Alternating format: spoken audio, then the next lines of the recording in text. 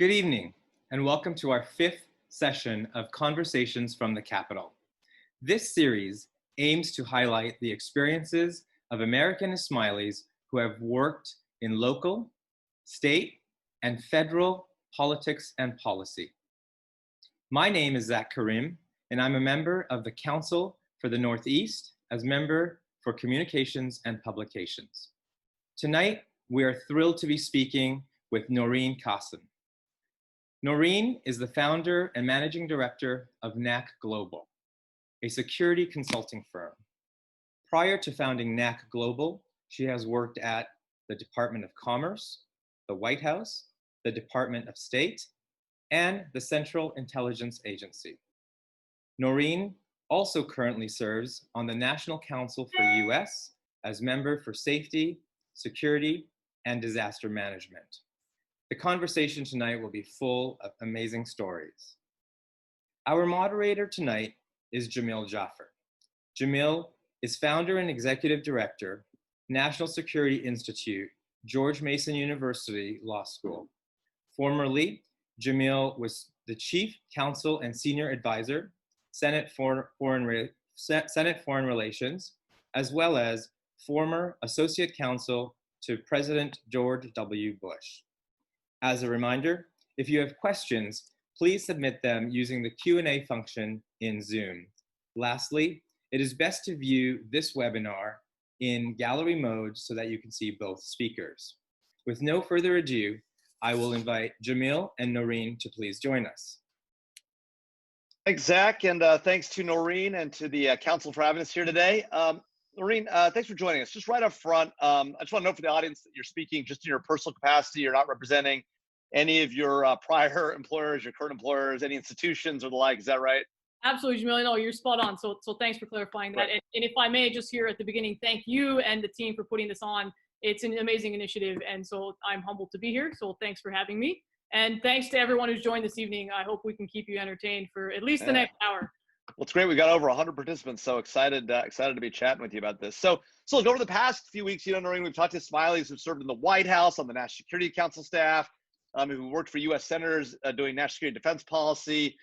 We've had an ambassador, the first Muslim ambassador to the Organization of Islamic Conference, a person who's led U.S. policy for South and Central Asia at the State Department. I mean, it's been an amazing set of conversations. And and you've traveled all over the world with the President of the United States, President Obama, the Vice President Biden, and the Secretary of Commerce, Penny Pritzker, over 30 countries. As I understand it, this all started for you though back in high school with like an internship, right? Can you tell us about that? Yeah, I mean, a lot of time has passed since high school, but if we rewind the story, that's probably a good place to start. I grew up in Albuquerque, and while I was in high school, I just reached out to our district congresswoman's office at the time to see if they had any summer internship opportunities, and it ended up working out. And I say this is a good starting point for the story because this was really my first experience in a professional setting. What it meant to work in an office environment with real responsibilities and people depending on you to get the job done. As a kid in high school, that's a tremendously valuable experience and something to learn as early as possible, I would say.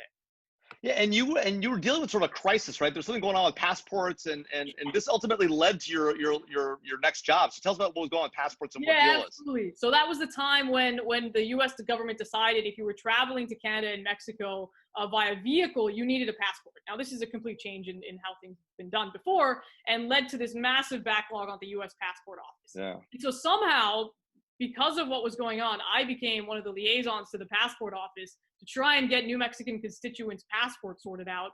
As a high school student? As a high school student. I know, it's like, okay. But that's a lot of what this is, Jamil. It's like you happen to be a human body who seems reasonably capable at the right place at the right time, and people begin to trust you with responsibility. So you get to know Heather. Yeah, keep going. No, please. So you get to know Heather Wilson pretty well, right? She's still a mentor to you, right? Yeah, she is. Yeah, absolutely. Also served as a Secretary of the Air Force not too long ago. So that's a funny sort of full circle picture. Yeah, pretty crazy. But she got you your next job. So as part of the being part of the high school that I went to, the last 6 weeks or so of your senior year, you don't go to class, and so you do this like out in the world experience. So Either you get a Wow. job or you learn a new skill, you shadow someone. And by virtue of my experience at Congressman Wilson's office and some help from others, I ended up doing that time and continuing on, interning at New Mexico's Department of Homeland Security and Emergency Management. Okay. And for me, And it was, yeah. sorry, Jamil, it was really just sort of my first touch point into the national security space, right? So it became clear to me, and even just the glimpse that I was having in this very short period of time and through the summer, just how complex national security really was. Yeah. And Heather Wilson had some connection to the New Mexico Department of Homeland Security, right? There was some connection between her and the administrator. Is that right? Yeah. So like opportunity leads to something else, right? And so Yeah. it was just drawing from the experience and having mentors in your life are just helpful along the way. Yeah. So, but where did this interest in security issues and working at the Department of Homeland Security come from? It goes back to like even well before, it goes back to like 6th grade, right? Tell us about that. Yeah. It's funny you mentioned that. So actually, I was for those of you who are trying to calculate my age, I am older than I look. But I was in 6th grade on September 11th, 2001. And for me, like so many others, that day is seared in my memory. You know, I can tell you with crystal clarity everything about that morning. I remember watching the TV live as that second plane hit the tower. And honestly, Jamil, it was that day that I sort of understood, appreciated, and to a certain extent accepted that I had an American identity. And up until that point, it was really not something that I had consciously thought of. You know, there was at the time this sense of unity in the country, and like so many others, then I wanted to do everything I could to figure out what happened. Like, how did we get here? And really, there was a sort of the other part of that was to ensure it didn't happen again. And so I became completely obsessed with learning everything I could in the days and weeks and months after the attacks. And I was really fortunate to have really an amazing group of teachers at the time who really encouraged this passion in me at a young age. Yeah. So you're still in high school when you're at the Department of Homeland Security, and then you go to college in Washington, right? GW, George Washington University. That's correct. Yeah. And while you're in college, you know, you need to work, make some money, right? So you get a job in DC. Tell us about that. Yeah, absolutely. So I'll take just a little bit of a step back, which is to say that I came to DC because I wanted to work in government and public service. I knew that's what I wanted to do. So when I was trying to figure out where I wanted to go to college, that was an important thing for me to consider. And so GW not just allowed for that, but actually encouraged that. Like I could take most of my classes in evenings and nights and really explore the opportunities DC offered, like we were mentioning, during the daytime. DC has a ton of unpaid internships, but it also has a ton of paid opportunities. And I didn't have the luxury of an unpaid internship at the time, so it took a little longer, but those opportunities are out there. And I ended up getting a position at FEMA's Office of Security. Okay. And so the Federal Emergency Management Agency, right? FEMA. Yep. And what does the Office of Security do at FEMA? Yep. So it's twofold. There's sort of the internal investigations of what's going on in the agency, and perhaps more interestingly, it's the external investigations. You know, keep in mind we're not too far removed at this point from Katrina, so those issues are still ongoing. There are still very anti-FEMA sentiments that were bubbling up in different parts of the country. You know, buildings had threats, etc. And so it was really monitoring, responding, and figuring out what was going on. And my office was the office that was involved in that. Got it. And you know, I remember you telling me as we were talking about this that there was sort of you coming to the end of a semester, and so the sort of the time for this job was sort of coming to an end, at least for some people. What happened? You had to give us some speech, right? Tell us about that speech. Yeah, so it's one of those things where the end. So you break up internships really when you think about it into three pieces. Right? You've got your fall, you've got your spring, and you've got your summer. And traditionally, people do one rotation and then they rotate out. I was having a great time at the FEMA Office of Security. They were enjoying it, like having me as like a gopher, and I was enjoying the experience. So we agreed that I would come back in the spring. Okay. However, it is customary that at the end of a semester, there's some type of event and a thank you to the interns. And the associate director of FEMA, so the third in line at FEMA, was set to give the keynote remarks. And so the day that all of the planning for this event went down, I was not in the office. And so I was either, depending on your interpretation and perspective, voluntold, nominated, thrown under the bus, ended up being the person who has to represent the interns and give some comments at this event. So like for me, it was a bit weird because I'm coming back. So it's like, okay, fine. Keep in mind, college student, it's still final season. So Right. like, this is not something I'm really interested in. But listen, I was conditioned to always put your best foot forward. And so Right. fine, we'll do this. We'll figure it Right. out. And so I ended up seated next to the associate director for the ceremony thing. Right. He gives his comments, I give my comments. And afterwards, he comes up to me and is like, so what's your deal? What are you doing after? And I was like, it's kind of funny you ask because I'm actually just going to come right back here after the next semester. So like nothing changes. And he was like, good to know. You work for me now as a management and program analyst in my front office. My chief of staff will sort everything out with your current boss. So, and then he walks away. Like that was it. Like that was the He hadn't said anything to you before that. There was no like setup for this. No, I had never met the man. He had no idea who I was. I'd never met him. And so I look over at my boss who overheard this in the Office of Security. Who just lost a worker. And I was like, what just happened? And I was like, do I have to go? Because I kind of like working in the Office of Security. Needless to say, when the associate director like makes a decision, it is the decision. And so that's how it's going to be. That's how it's going to be. Yeah. So right. There you go. I ended up in the front office of the associate administrator for a while. All right. So now you're at FEMA and you're still in college, right? And you're working in the front office of the number 3 person at FEMA, right? And so that's pretty cool. So then, and I know we have to be a little careful here about what you did next. So without getting into sort of any classified information, talk to us about what you did in your last 2 years of college. Sure, fair enough. So I appreciate your sensitivity, Jamil. Thank you very much. So the CIA has a two-year professional training program that's geared at individuals in college.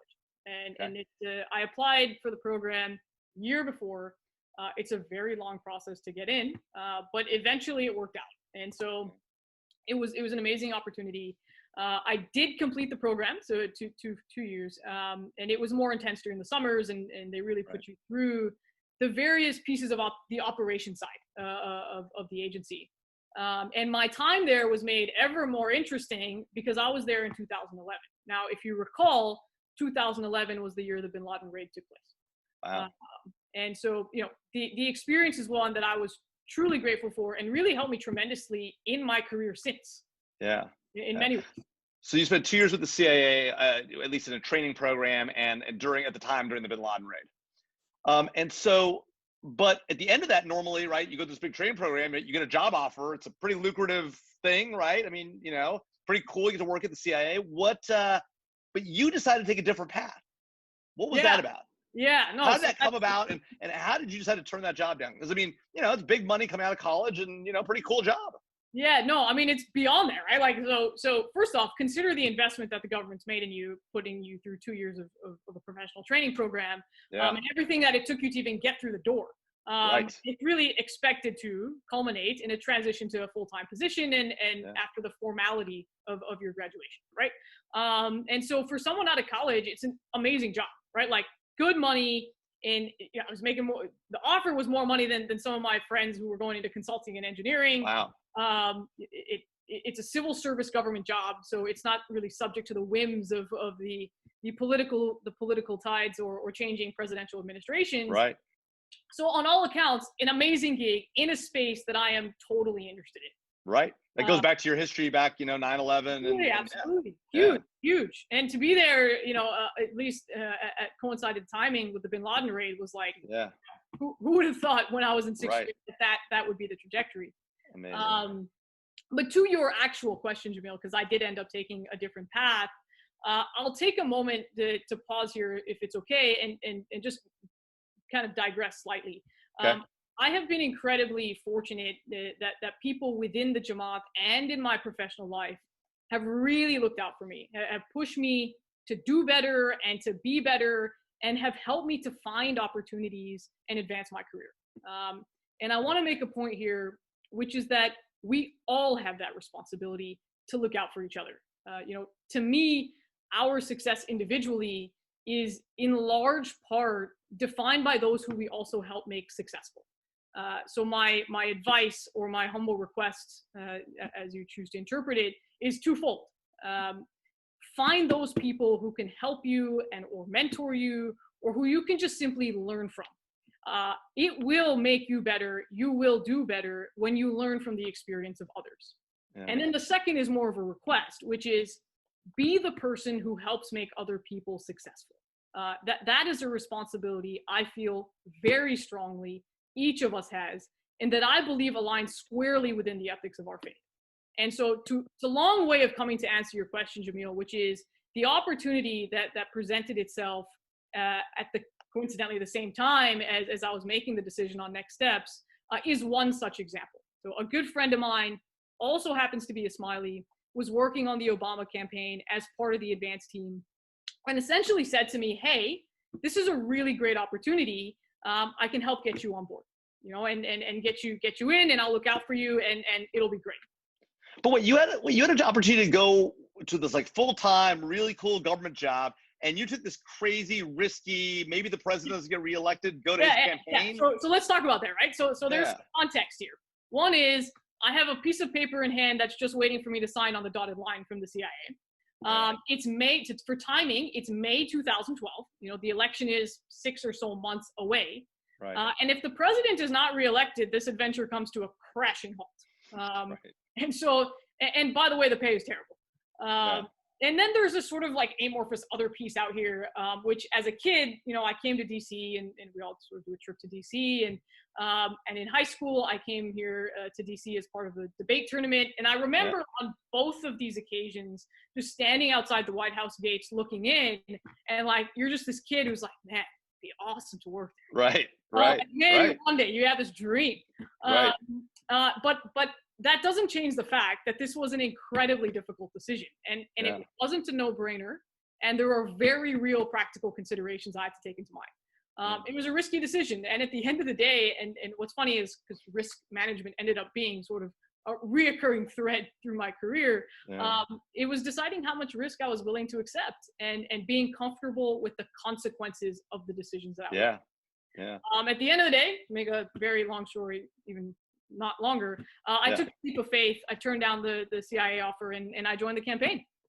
Wow. And it worked out because the president got reelected. Yeah. Right. I mean, honestly, Jamil, to me, even now today, I would tell you that was the most significant career decision I have ever made to date. It's been just over 8 years since that decision. That was May of 2012. We're in 2020. And there has not been a single day that I have either regretted or questioned that decision for me. It was the right one for me, and here we are. So you're traveling around the country, the president, setting up events and the like, doing advanced stuff. We'll talk more about what advanced means, but so the president wins, right? What happens next?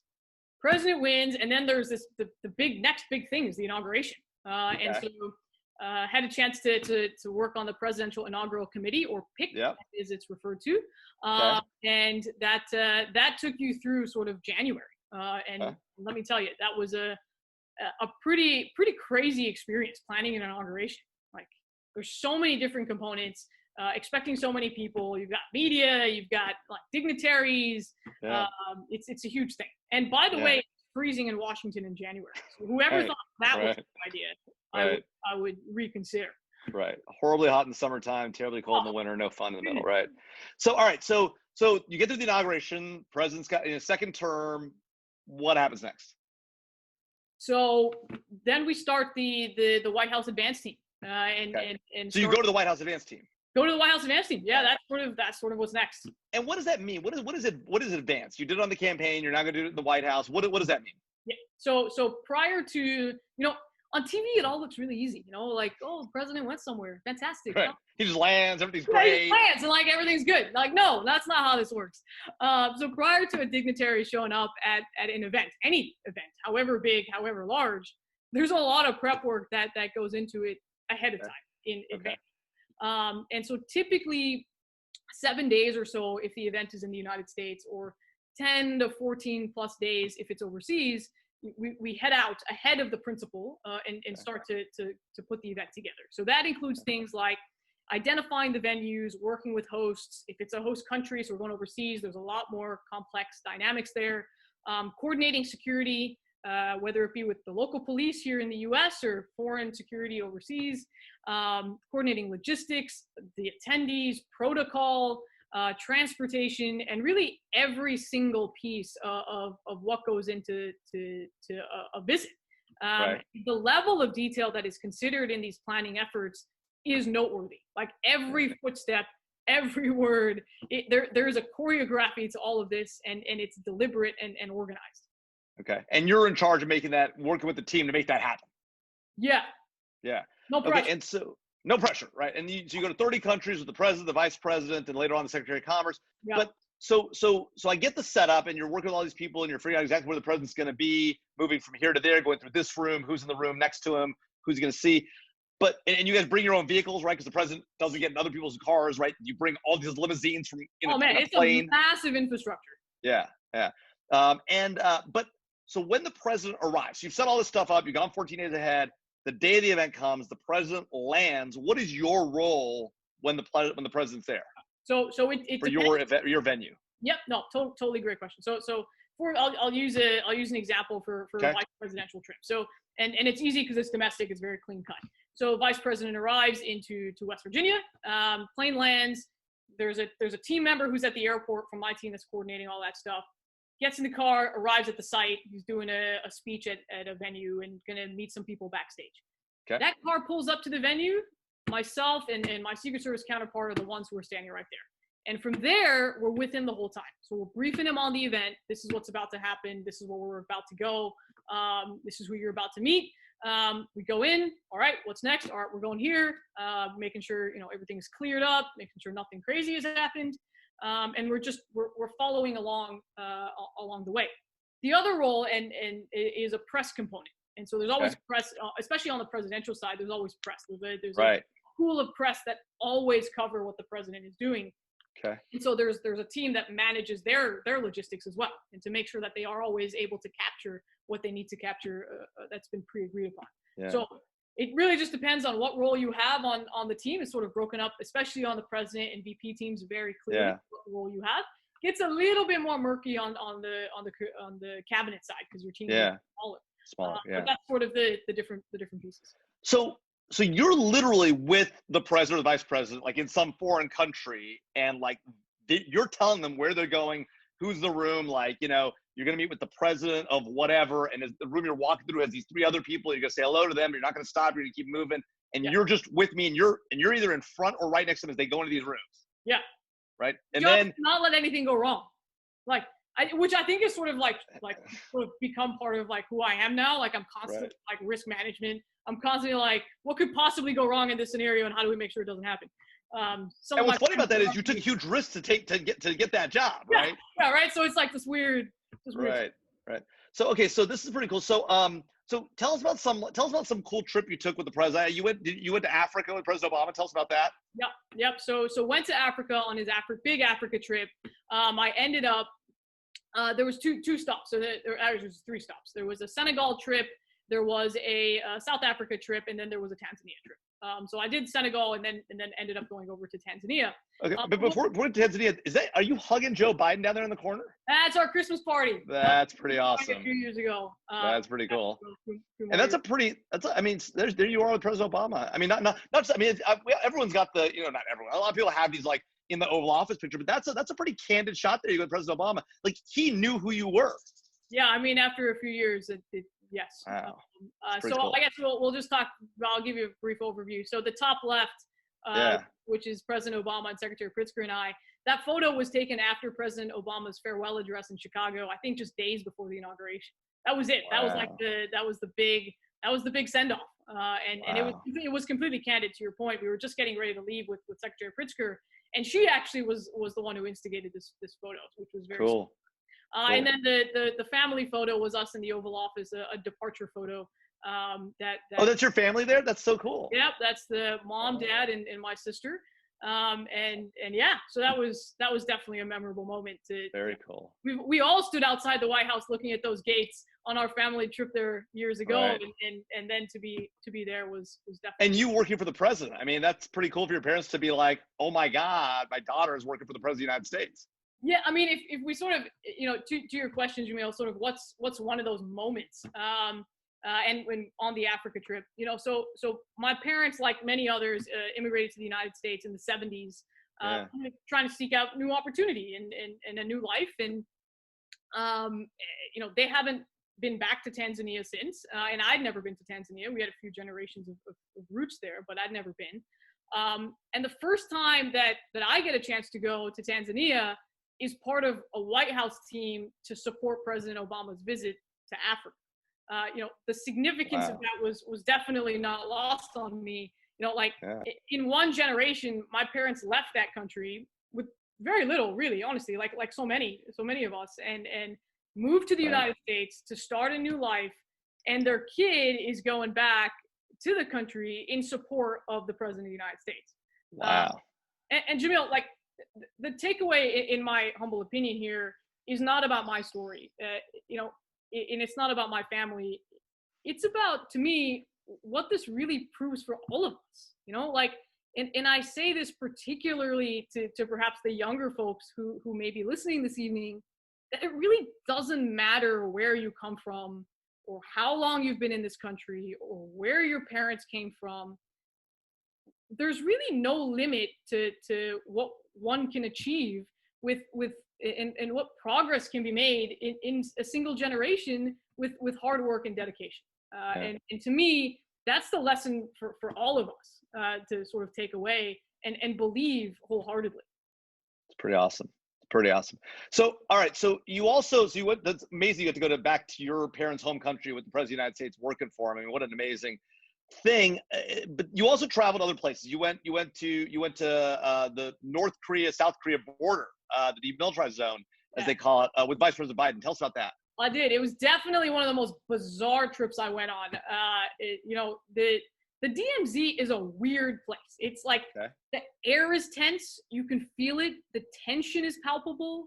But why is it? Set the context. Maybe people don't know. Explain to us what the sort of the DMZ is and why there might be tension at this place. Yeah. So this is right on the border of North and South Korea. And when I say right on the border, the line you're looking at the line, and in fact, in one of the photos, you can see the line. And so there's this constant tension between the two countries. The Americans help to protect and operate the South Korean side of the DMZ. So there are just general. This is not an area of general peace and acceptance. They're armed. Both sides are armed to the teeth, pointing at each other, basically. Literally pointing at each other, and not only that, they are literally standing toe to toe with each other. Really? On this, I don't know, it's maybe 12 inches of a concrete line that separates the two. It's a totally crazy place, and you feel someone makes one wrong move and we're going to World War III, right? It's just and you can feel it in the air. And so the trip was part of a bigger trip with VP Biden. He was visiting with the president of Korea at the Blue House, which is their version of the White House. And then we would make a chopper trip up to the DMZ to visit with the American troops that were up there and just see the space. And so as normal, we would go up there in advance and do all the setup and figure out the game plan. And so what you see in the photos here is actually from that sort of pre-advanced trip there. So what you're looking at, that behind me is North Korea. So the line goes in the middle of these blue houses that you see. And in the middle on the bottom, and this was the most bizarre part, those are North Korean soldiers who are looking in, and they come up to the window and they take photos of you. And you're kind of like, where are these photos going? This is really concerning. Right, that's super weird. But you're on the other side of the glass. That's a North Korean soldier. And then just on the top right is a photo of the advance team right before departure back to the United States from Korea. With Vice President Biden. With Vice President Biden, yes. Pretty cool. So, all right. So, but then, so you did all these amazing trips with the president, the vice president, Tanzania, the demilitarized zone at the Korean border, and then you left and went to the Department of Commerce, and that sounds like an odd move. Why leave the White House working for the president to go to the Department of Commerce to do a similar job for the Secretary of Commerce, Penny Pritzker? Yeah, no, it's a totally fair question, and at face value, it may seem like an odd step. For many reasons. First off, I was a national security person. That's what I do. That's my interest. This is the Department of Commerce. But there were a number of factors that really did end up playing into my decision. One, and this was there's two most important pieces that I saw as part of the puzzle. One was I was told by people who I respected very much to be open-minded when I was thinking about opportunities post sort of White House advance, and that there's always something to learn if we are open to it. And so I sort of had that in my mind as this opportunity came about. The second was I was told that there was the team at Commerce was good people, a great effort to really build up the team in a way that was encouraging and supportive, and that the Secretary Pritzker was great. And so good people makes a difference. You know, like you want to go somewhere where you feel that there will be a good team and work for someone who's a good person. I think those are very, very important things. And also, I think it's easy to say that like the White House is where all the magic happens, but a tremendous amount actually happens at the cabinet secretary level. And these departments, that's far more granular and gets you much closer to what's really going on on the ground. Yeah. So smaller team, hands on the wheel, more substantive. Yeah, absolutely. And I was going to go over in a leadership role. So I was coming over as the Deputy Director of Advance and Special Assistant Secretary with the understanding that in about a year or so, I would transition over to being the director and becoming one of her special advisors. So from a purely professional development perspective, you know, that was a huge opportunity, right? And finally, Commerce is a unique department. You know, like, and I sort of dismissed it at first. And then I started to, you know, keeping in mind that, like, let's figure out what's actually going on here.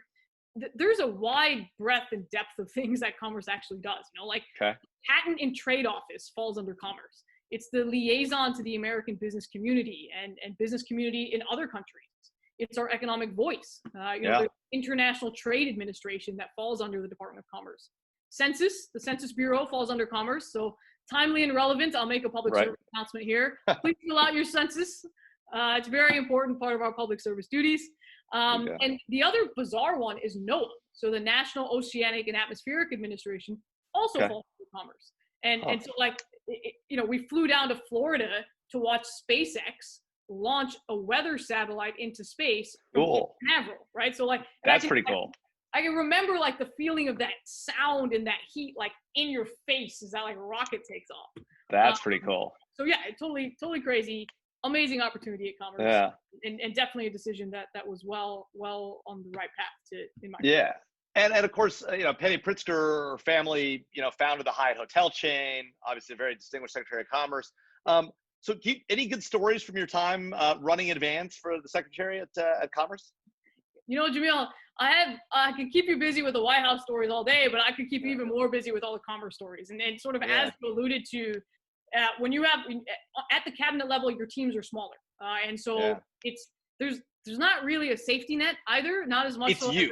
It's you. Yeah. I mean, like it's myself and some of our U.S. Marshal agents that are going to these countries and like, here, go figure it out, right? Like, we need to do this. And thank God for our embassy counterparts in these countries that really help us. Hey, but like, really, you're Washington's representative. You're the Secretary's representative. And so, you know, if we're going to go talk about economic policy and this is the kind of event we're going to do it at, you make sure that we're all agreed. But I guess I can give you a taste of like what 1 month would have looked like. And you know, 1 month would have been, and I think this is back in 2015 or 16, I think. You know, we were sitting with business leaders and like the CEO of Starbucks in Seattle and talking about like trade and export policies. We're hosting the Chinese president in Seattle and visiting Microsoft headquarters with Bill Gates.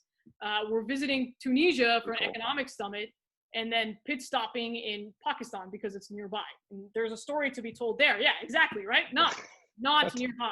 Right. So it's funny. So we were going to Tunisia for an entrepreneurial summit with the secretary was going to give the keynote speech. And her and Secretary Kerry a few days before have a conversation, and it's decided that since Secretary Pritzker would be in the area, we would we would pit stop into Pakistan for the first ever U.S.-Pakistan economic dialogue, and where she would give remarks in Islamabad, and then come back to America. And like in the area must be very relative for other people because we were in Tunisia and by my understanding of geography and maps, you know, that different continent. But but things like that are par for the course. I'll give you another one. We were in Seattle for some meetings, and Secretary of Labor calls Secretary Pritzker, and this was at the time there were a lot of those port disputes and labor disputes happening, and I was like, hey, can you pop down to San Francisco since you're in the area? Now, like, I just want to like put some context around this, right? So Secretaries of Commerce don't just pop down, right? Yeah, like you and I popping down to like Virginia Beach for a weekend is popping down. The Secretary of Commerce, who has a security detail, like, and has an infrastructure and is a member of a cabinet, doesn't just pop down, right? Like, this is like, although that came to be peanuts compared to like, let's just stop by Pakistan because we happen to be in the area, which is another common occurrence. And if I was to really say what are some of the crazy things, I'd say that some of the most memorable moments of my time in government was involving the country of Cuba. Like the Obama administration's foreign policy in so many ways was marked by the reopening of the Cuban economy. And so just for some context, Kerry formally opens the U.S. embassy for the first time again in Cuba in, I believe, August of 2015. Less than 2 months later, so that's the foreign policy side. Less than 2 months later, we are going to go down with Secretary Pritzker to talk about the economic side. So what are we going to start doing from a trade perspective, et cetera. And so this is the first time a U.S. cabinet secretary or a U.S. Commerce secretary is going to go down to Cuba since 1950. So like because we basically closed Cuba to U.S. goods, right? Since Castro took power, right? Yeah, absolutely. And so like the history of this moment of us planning the secretary's trip to Cuba, the first time since 1950, is not lost on us. And the head of Cuban affairs, so that was unofficially Cuba's ambassador to the United States, but we didn't have formal diplomatic relations, so it was head of Cuban affairs, reaches out through the State Department to us at Commerce to say, hey, he would like to meet with the team planning the secretary's visit to Cuba.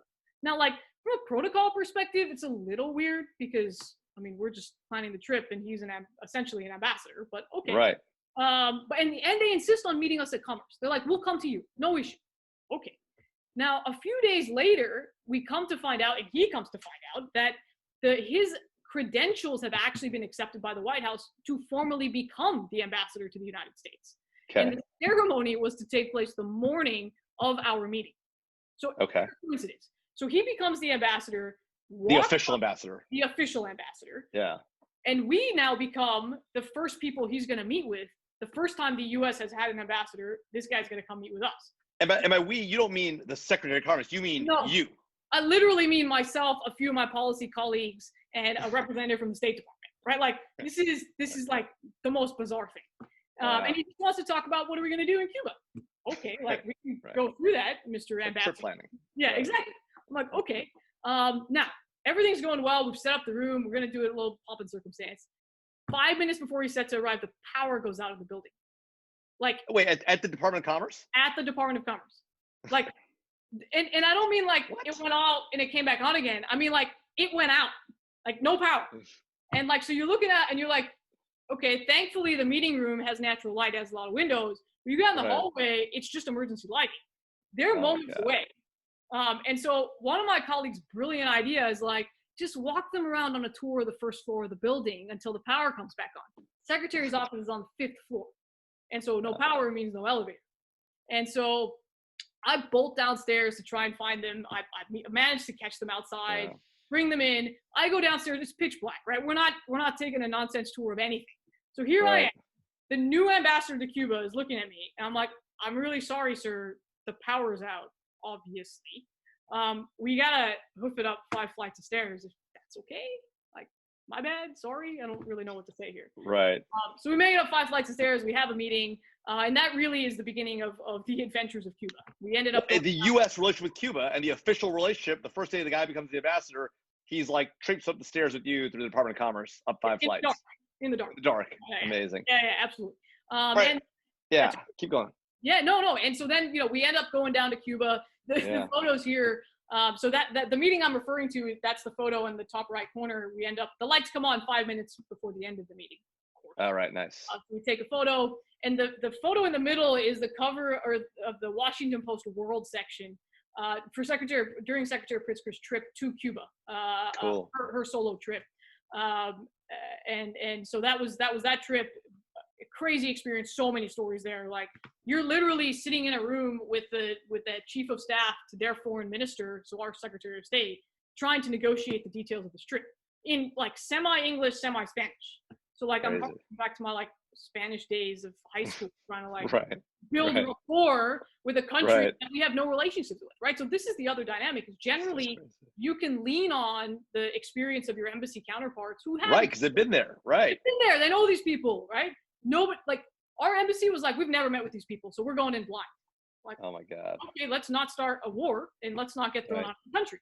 And then the top one is I then ended up going down again to Cuba on President Obama's visit in 2016, which is I think the first time a U.S. president went down in 88 years since I think like Calvin or something. And that was the departure tarmac of Air Force One departing. And of course the Cubans are suspicious of you, right? So they're probably following you around, right? Yeah, it's super strange.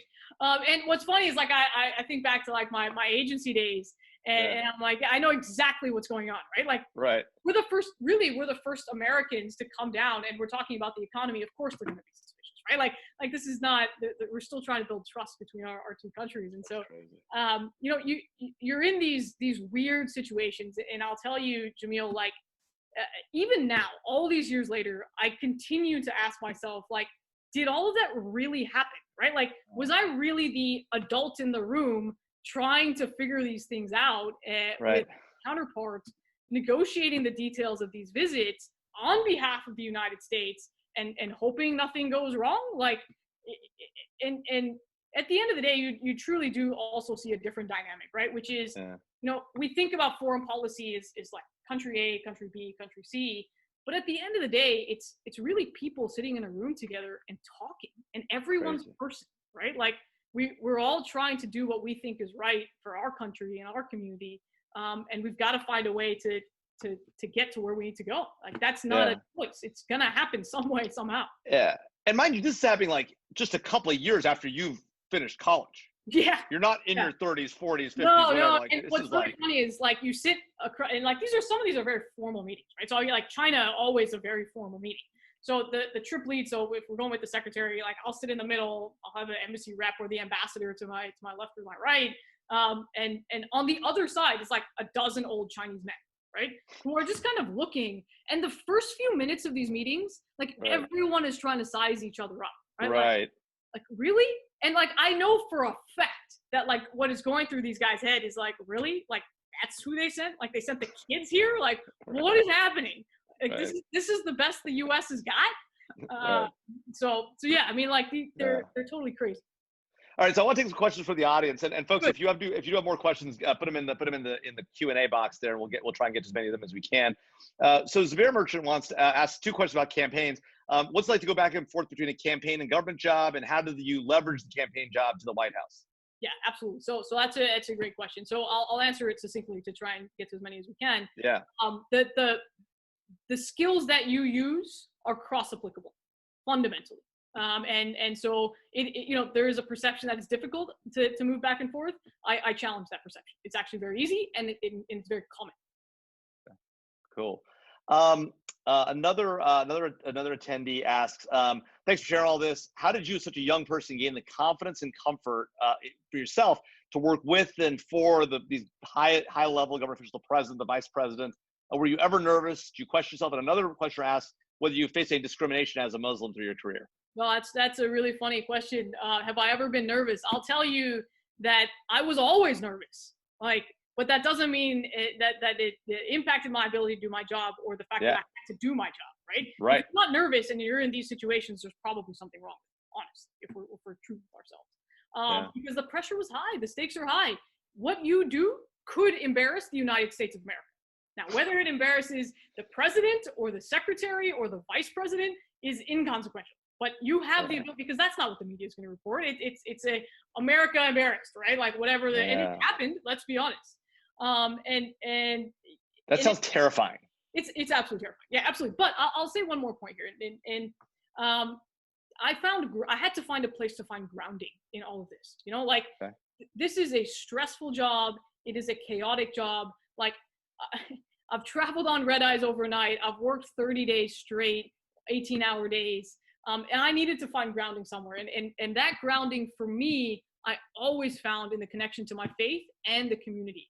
And what I would actually try and do in the midst of these chaotic trips, wherever they were, in the U.S. or outside, is try and find a Jamaat kind of to visit.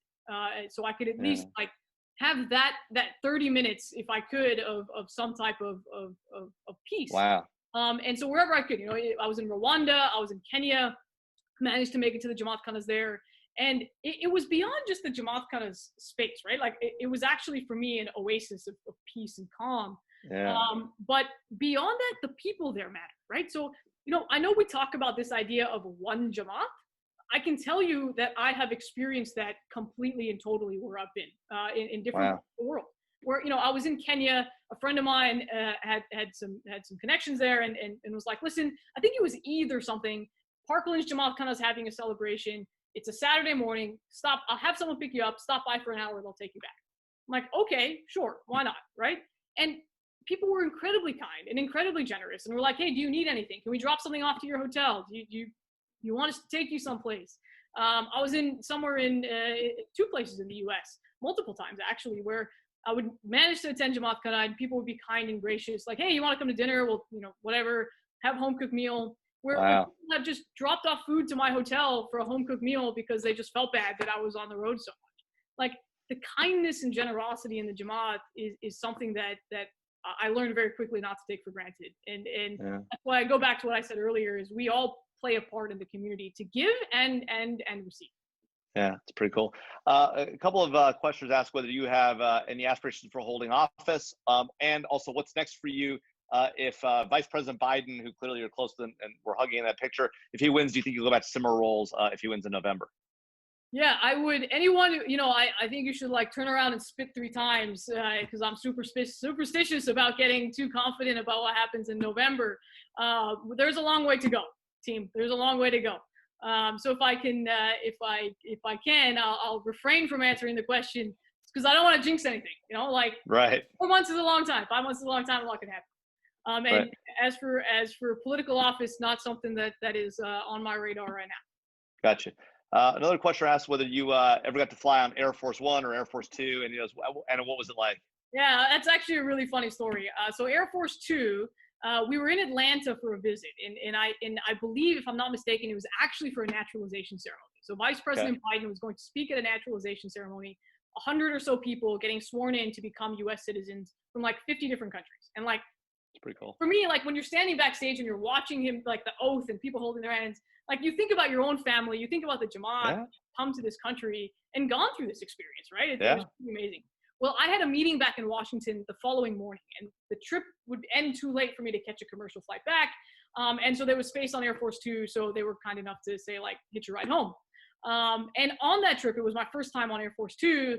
The pilots were incredibly gracious and invited me to sit in the cockpit for departure. What? So I was sitting in the cockpit of Air Force Two, taking off from Atlanta, and you hear the call sign, Air Force Two cleared for takeoff. And you're like, what is Did that just happen? It's what is happening? And am I in the cockpit? What? Right. What is happening? Who thought this was a good idea? Also, who thought this was a good idea, right? How did we get here? So yes, that was, and then anytime on, there are many planes that go with the president when he travels overseas, and the secretary had her plane.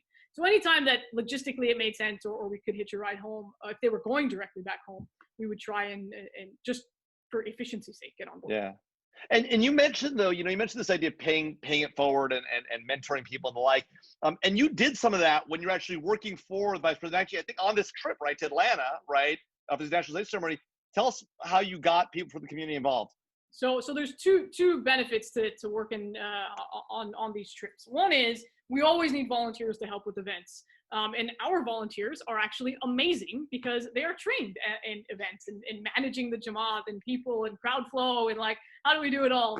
So anytime we had an opportunity and we knew we needed some people and we were in a place where we had a Jamaat, I would always try and connect with some of the local leadership or someone I knew there that would help me, recruit 5-7 folks to join the team and help us plan and operationalize the event. So you got people to driving the motorcade. Yeah. So the other piece of this is not just the event operations, but also the motorcade. So the motorcade you tend to see on TV is like the president's limo and like the backup limo and maybe a couple other cars with dudes with guns pointing out the back, right? But there's actually like dozen more vehicles that need to be transporting people like all around. And so we often need volunteers to help us drive those vehicles, and any opportunity we can to try and get our community engaged, I would always try and take advantage of that. Awesome. So did you ever feel, one of the questioners asked, did you ever feel that you wanted to just quit the job because of all the stress? Wow, that's a really tough question. I am sure the true answer is probably yes. But in the grand scheme of things, I was grateful for the opportunity every single day.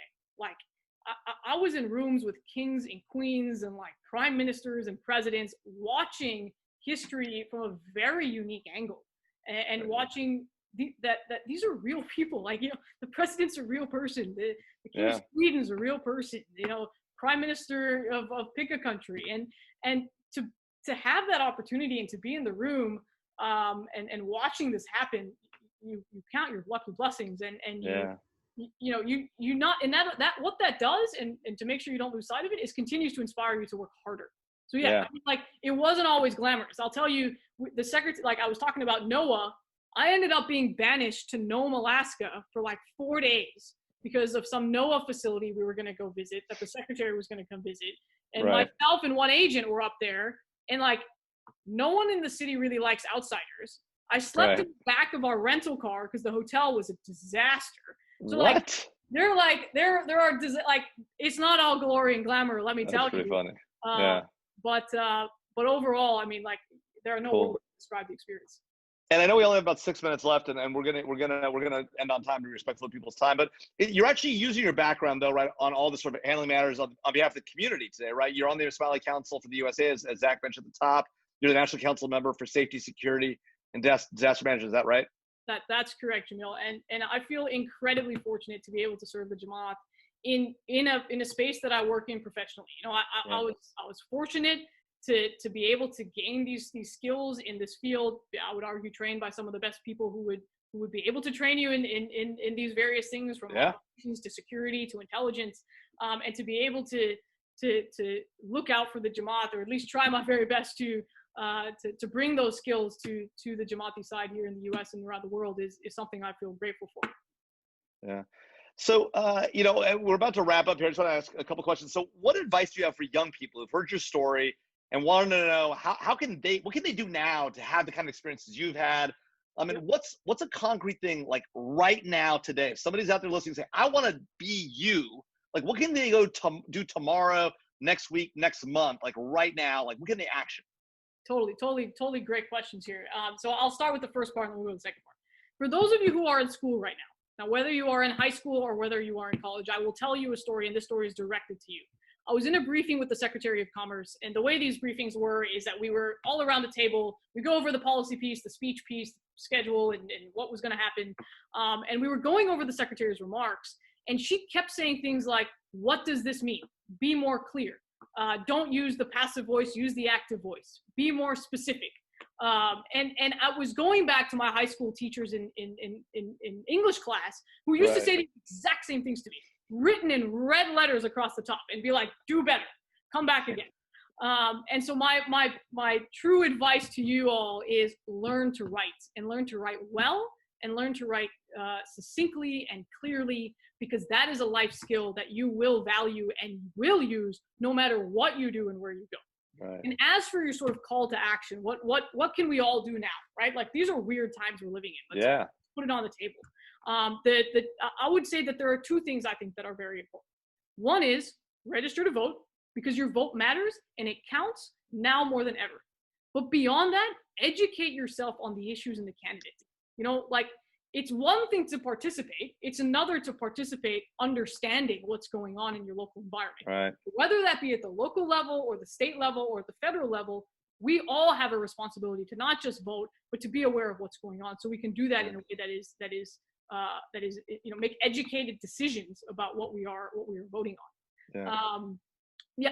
That's sort of that's what I leave you with. And then what if people want to get more actively involved, right? Okay, so got it, vote. and be an educated voter? Are there more like concrete things you just say, I want to get involved in policy, or I want to get involved on the campaign? Is that a doable thing? Is that like everyone talks about being on campaigns? Is that real?